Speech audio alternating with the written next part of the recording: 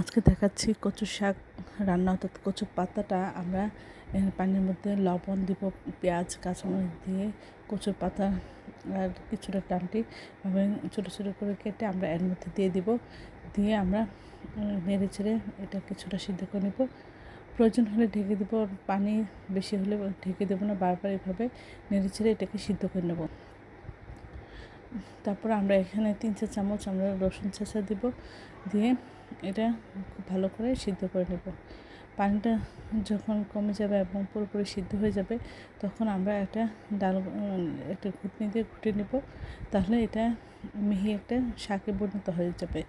এইভাবে শাক খেলে অসম্ভব মজা হয়। আশা করি আপনারা একবার হলেও বাসায় ট্রাই করবেন। আমরা জানি এই শাকটা অনেক উপকারী। আমরা এখন তেলের মধ্যে পেঁয়াজ, রসুন 4-5 চামচ দিয়ে এটা লাল লাল করে ভেজে নেব। তারপর আমরা শাকের মধ্যে দিয়ে দিব। এটা খেতে অসম্ভব মজা হয়। আর একটু পানি পানি ভাব থাকলে আমরা এখানে চালের গুঁড়া বা না থাকলে আটাও কয়েক চামচ দিয়ে দেবো। তাহলে এর মধ্যে পানি পানি ভাব থাকবে না, খেতে অসাধারণ লাগবে।